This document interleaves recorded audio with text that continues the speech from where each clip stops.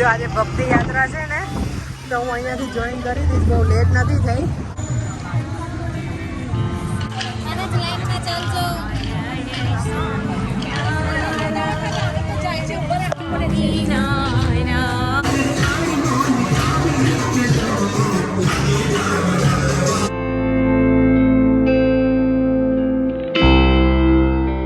જો અત્યારે વાગ્યા છે 4:30 અને અત્યારે હું આજે બ્લોગ શરૂ કરું છું કારણ કે આજ મોર્નિંગમાં ટાઈમ પણ નહોતો અને આજે આમ પણ મને અર્લી ફિનિશ કરવાનું હતું ને તો મેં એવું વિચાર્યું કે ઇવનિંગમાં આજે સ્ટાર્ટ કરું કંઈક અલગ રીતે.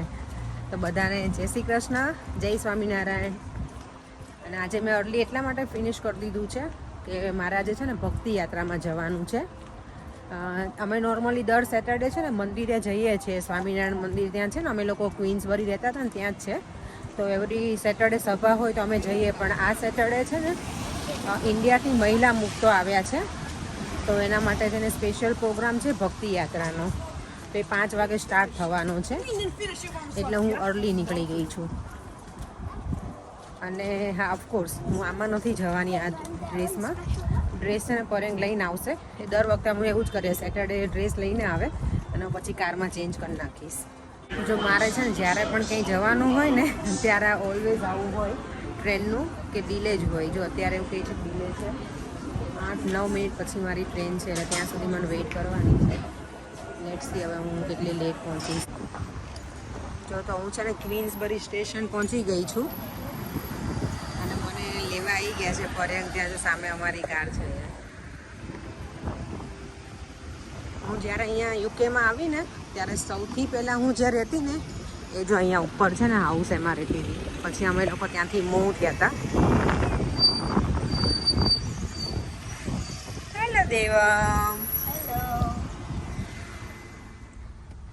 જો આ છે ને ક્વીન્સબરીનું રાઉન્ડ અબાઉટ છે અને અહીંયા જો ઇન્ડિયાનો ફ્લેગ છે આપણો લહેરાય છે સરસ. અહીંયા ગમે ત્યારે આપણે ઇન્ડિયા કોઈ પણ ક્રિકેટ વિન કરીએ ને ત્યારે અહીંયા એવરી ટાઈમ અહીંયા રાઉન્ડ અબાઉટ આગળ એટલું મોટું સેલિબ્રેશન હોય ને કે ના પૂછો વાત. વેમ્બલીમાં પણ હોય અને અહીંયા પણ એટલું સરસ હોય. જો આજે ભક્તિ યાત્રા છે ને તો હું અહીંયાથી જોઈન કરી દઈશ, બહુ લેટ નથી થઈ. વાહ, તો બીજા મને મળી ગઈ છે. ચલો આપણે અંદર જોઈન કરી લઈએ. આપણે ટાઈમે પહોંચી ગયા ને.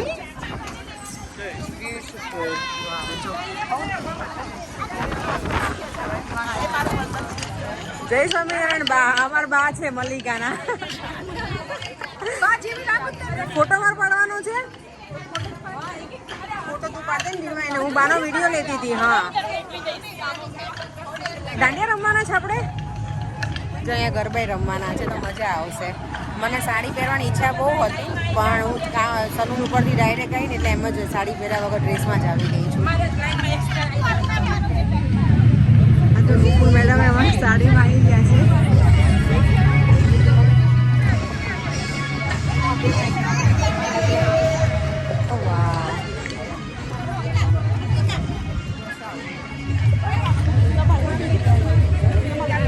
સરસ મહારાજ બિરાજમાન છે. જો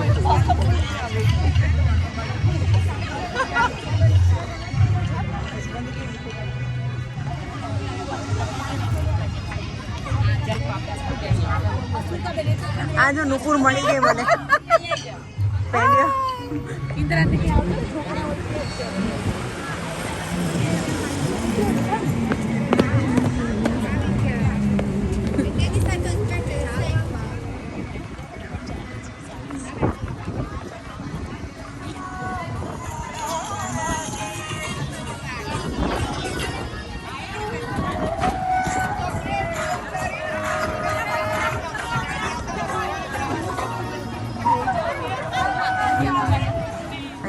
સરસ ભક્તિ યાત્રા નીકળી છે અને વરસાદ શરૂ થયો છે. પેલું કહેવાય ને કે શું કે ભગવાન અમી છાંટણા નાખે છે જેવું થયું છે. જો અત્યારે અને આમાં મારા ગરબા રમવાના છે. અમે છીએ પાછા રસ્તા ઉપર. જો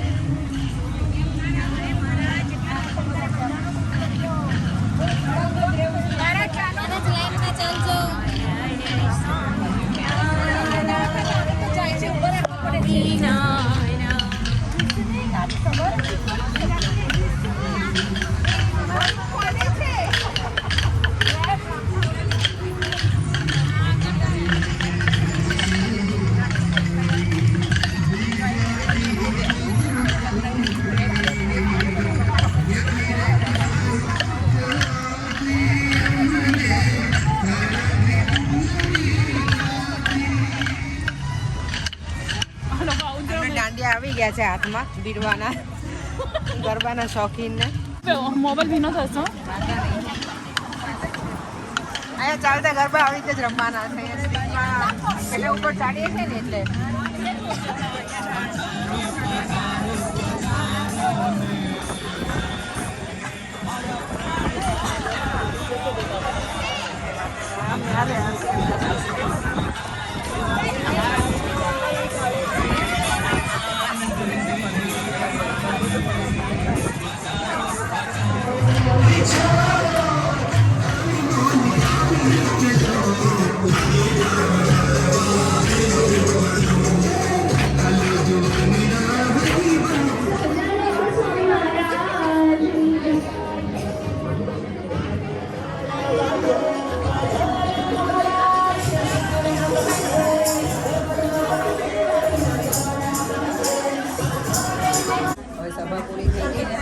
પ્રસાદ લેવા જઈએ છીએ. હવે અમારી આજે શું કહે પ્રસાદ પછી હતો. નોર્મલી છે ને પ્રસાદ પહેલાં હોય અને સભા પછી હોય, પણ અત્યારે મુકતો છે ને તો અલગ હતું. જે આજનો પ્રસાદ છે આ. દેવમ આજે શું કરાયું તમને સભામાં બેટા? શ્લોકા. ઓકે, તો તું ગાતો એટલે મોટેથી આજે. ઓકે ચલ. ત્વમેવ માતા ચ પિતા ત્વમેવ બંધુશ્ચ સખા ત્વમેવ વિદ્યા દ્રવિણં ત્વમેવ શરણં મમ દેવ દેવ.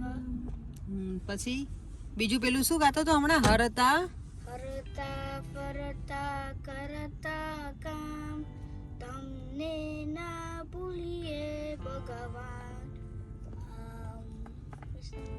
નાઈસ કરાયું દેવમ. મજા આવી બેટા સભામાં?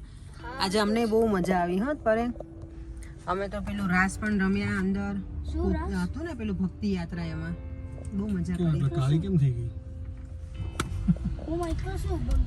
જો સનસેટ થઈ ગયો છે, કેટલું સરસ દેખાય છે. અમે લોકો ઘર તરફ જવા રવાના થઈ ગયા છીએ. યસ, તો 9:30 વાગી ગયા છે. 9 વાગી ગયા છે અને ઘરે પહોંચતા અડધો કલાક જેવું થશે. ઘરે જઈને ફ્રેશ થઈને હાલા કરી જઈશું. એવું પણ પેલું ભૂલી ગઈ યાર, શું મોરિસન્સમાં જવાનું હતું. મને અહીંયા આવું ત્યારે મને મોરિસન્સ જવું જોઈએ, પણ ભૂલી ગઈ. આવજો સંતો જો.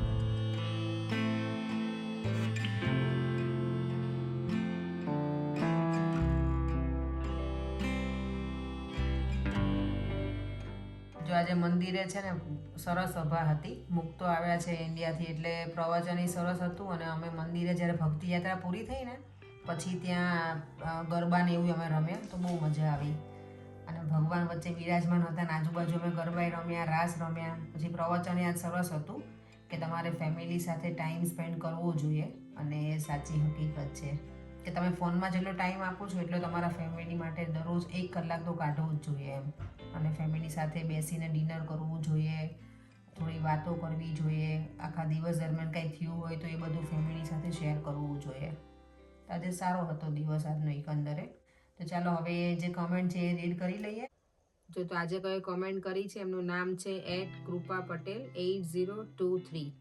એમણે મેસેજ કર્યો છે, અપેક્ષા દી કીપ ઇટ અપ, જલ્દી 1 લાખ સબસ્ક્રાઈબર્સ થઈ જશે. I will pre for you. Thank you so much કે આટલી બધી ગુડ વિશીસ માટે, અને થેન્ક યુ સો મચ આટલો સપોર્ટ કરવા માટે. થેન્ક્સ કૃપા. ઓકે, તો બીજી કમેન્ટ કરી છે @રીતિશા_પટેલ5504. એમણે કીધું છે કે હેલો અપેક્ષા દી, જય શ્રી કૃષ્ણ, કેમ છો તમે? રેસીપી બતાવો છો તો તમે બ્યુટિશિયન છો, તો સાથે સાથે બ્યુટી ટિપ્સ આપો ને, એ પણ જરૂરી છે. હા તો ચોક્કસ, કુકિંગ તો મને શોખ છે એટલે હું કરતી જ હોઉં છું. અને બ્યુટીમાં ઓબ્વિયસલી તમને શું જાણવું છે મને કમેન્ટ કરજો, તો એ પણ હું ટિપ્સ આપતી રહીશ. હું જે ટ્રીટમેન્ટ કરું છું ને એના રિલેટેડ કંઈ હશે તો શ્યોર હું તમને ટિપ્સ આપીશ. Thank you so much Ritisha Patel. જો તો કોઈ એક વ્યુઅર્સ છે આપણે, એમણે એવી કમેન્ટ કરી છે. એમનું નામ છે ઉર્મી મધુસૂદન પંડ્યા 49. એમણે કીધું છે દેવમને ઢોસા બનાવી દો હવે, he is the most obedient boy ever. I know dosa તો અમને બધાને ભાવે છે એટલે બનાવીશું હવે વેરી સૂન. તો ચોક્કસ વિડીયો શેર કરીશું મારો ઢોસાનો. અને થેન્ક યુ સો મચ દેવમને સારી સારી કમેન્ટ કરવા બદલ. હે દેવમ, આ પ્લે કરવાનું છે? શું કરત તું? આ ઇન્ડિયાથી લઈને આવ્યા હતા આપણે, પપ્પાએ આપ્યું તો બ્લૂટૂથ સ્પીકર ને એવું છે. તો દેવમે તો આને ટોયસ બનાવી આપ્યું. દેવા રમવાની વસ્તુ નથી બેટા. I like this. Colour change થાય એટલે દેવમ દેવમને એટલે ગમે છે ફરી કલર બધા ચેન્જ થાય છે. No, don't. Don speaker Bluetooth દેવા એની જાતે જ થાય છે દેવમ. ઓકે સારું છે. આ દેવમ છે નાઇટ લેમ્પની જેમ યુઝ કરવા માંગે છે એટલે રાઈટ, એટલે એનો આઈડિયા એવો હતો કંઈક. ચલો તો બસ હવે આ વિડીયોનો એન્ડ અહીંયા જ કરીએ, રાઈટ દેવા? કરી દેવો છે આપણે વિડીયો એન્ડ. હા. જો તમને આ વિડીયો ગમ્યો હોય તો like, Share. Share and subscribe. Bye. By.